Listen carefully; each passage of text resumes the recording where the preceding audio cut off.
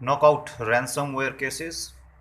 And the good news is the free decryptor tool for JSWORM 4.0 ransomware is available. Now you can use that tool to decrypt your files. And the free decryptor was released by Emsisoft. I'll put the details about Emsisoft in description below.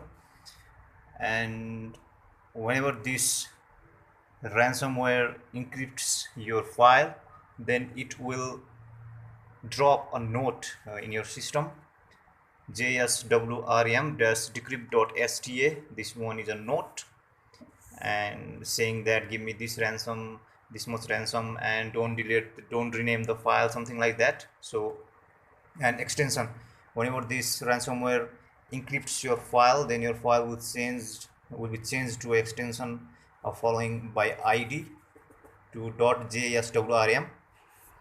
So now you can decrypt that, and tool is available in this site also. And also you get more other tools for other ransomwares that have been decrypted till now in site no more ransom.org.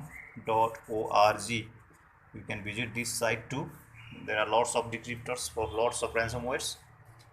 Okay, you were watching student video tutorial channel, and thank you very much.